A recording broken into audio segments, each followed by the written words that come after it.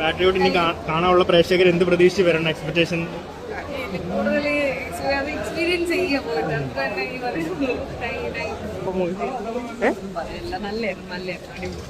Work ചെയ്ത പടം ഇഷ്ടമായിട്ട്.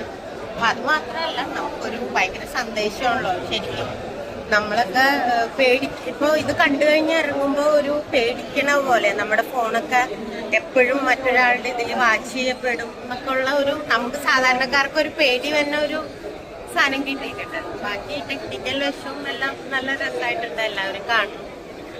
ഒരു മസാല പടം, മാസ് മസാല പടം എന്നതിലുപരി കോണ്ടന്റ് റിച്ച് ആയിട്ടുള്ള ഒരു ടോപ്പിക്കാണ്. അതാ ഞാൻ പറഞ്ഞത്. എന്താന്ന് വെച്ച് കഴിഞ്ഞാൽ നമ്മൾ സാധാരണക്കാർക്ക് അത് കണ്ടു കഴിഞ്ഞ് ഇറങ്ങുമ്പോൾ ഒരു ഉള്ളിൻ്റെ ഉള്ളിൽ ഒരു പേടി വരും. നമ്മളുടെ എവരി മൊമെന്റും വാച്ച് ചെയ്യുന്നുണ്ട്, ആരൊക്കെയോ കാണുന്നുണ്ട് എന്നുള്ളൊരു ഭയം നമുക്കുണ്ടാവും. ഇനി ശ്രദ്ധിക്കണം എന്നൊക്കെ ഉള്ള അങ്ങനെ ഒരു ഭയങ്കര ഒരു മെസ്സേജ് എനിക്ക് ഫീൽ ചെയ്തു. നമുക്കൊരു പേടി വരും, അത്ര തന്നെ. നമുക്ക് ഇവിടെ പിന്നിൽ ഒരുപാട് ആൾക്കാർ നമ്മളെ വാച്ച് ചെയ്യേണ്ടെന്ന് നമുക്കൊരു സാധനം ഫീൽ ചെയ്യും. സിനിമ നല്ലതായിരുന്നു, വളരെ നല്ലതായിരുന്നു. ഫാമിലി ആയിട്ട് വന്ന് കാണണം. എങ്ങനെയുണ്ടായിരുന്നു പടം? ലാലേട്ടൻ മമ്മൂക്ക കോമ്പോ ഒരുപാട് കാലത്തിന് ശേഷം വന്നിരിക്കണം. അപ്പൊ അതിന്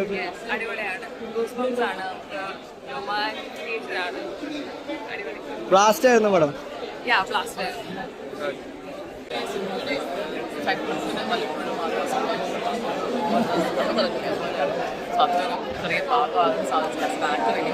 ഇങ്ങനൊരു സിനിമ കാണാൻ പറ്റിയത് ഓഡിയൻസ് എനിക്ക് വളരെ സന്തോഷമുണ്ട്. എങ്ങനെയുണ്ട് ഓഡിയൻസിന്റെ കൂടെ കണ്ടപ്പോ? ഞാൻ എല്ലാവരും ഉണ്ടായിരുന്നു. ഞാൻ ചെറിയൊരു ഭാഗം അഭിനയിച്ചിട്ടുണ്ട്. അപ്പോഴെനിക്ക് കഥയൊന്നും അറിയില്ല. ഞാൻ ഫസ്റ്റ് ടൈം കാണാണ് കാര്യങ്ങളൊക്കെ. എനിക്ക് ഫസ്റ്റ് ടൈം ഇപ്രാവശ്യം ഇതിന്റെ കഴിച്ചു പൊട്ടിക്കണം. വേറെ ഇപ്രാവശ്യം ഇതിന്റെ കഴിച്ചു പൊട്ടിക്കണം. അല്ലെങ്കിൽ കട്ടക്ക് നിൽക്കണ്ടേ? ഇപ്രാവശ്യം മമ്മൂട്ടി മോഹൻലാലിന്റെ പടം മേലെയാണ്. അതല്ല എന്തായാലും പടം രണ്ടുപേരും എങ്ങനെ ഉണ്ടായിരുന്നു? ഒന്നിനൊന്നും മെച്ചം. കാരണം ഒന്ന് പുലിയാണ്, ഒന്ന് പുലിയാണ്. അപ്പൊ ഈ പടം എന്തായാലും കുഴപ്പമൊന്നുമില്ല. അത് പണ്ടേ മുതൽ ഇത് വേറെ ഒരു ശേഷമാണ് ഇപ്പൊ പുതിയതായിട്ട് വന്നത്. പണ്ട് എന്റെ നല്ല പങ്കാത്തൊക്കെ മുപ്പറ് മമ്മൂക്കയും കൂടി രണ്ട് പടന്നെ പണ്ടത്തെ പടം ജയന്റെ ഒക്കെ കാലത്തല്ലേ.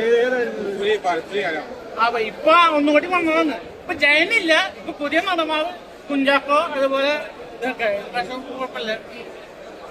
ആരാണ് അടിപൊളിയായത്? മമ്മൂട്ടി പോലെ രണ്ടാണോ ഞാൻ അറിയാം.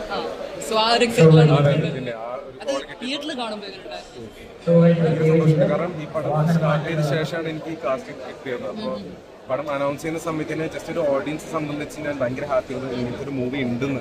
Just as an audience to watch this movie.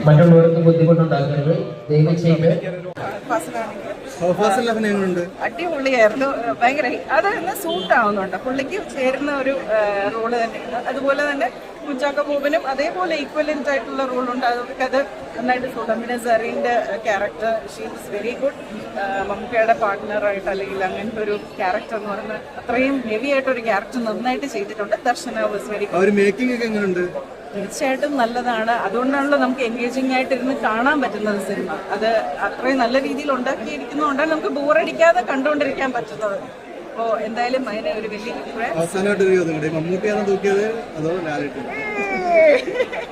നമുക്ക് രണ്ട് നടന്മാര് നമുക്ക് പ്രിയപ്പെട്ടവരല്ലേ. മമ്മൂക്കയാണോ നല്ല, മോഹൻലാലാണോ നല്ല എന്ന് ചോദിക്കാൻ പറ്റില്ലല്ലോ.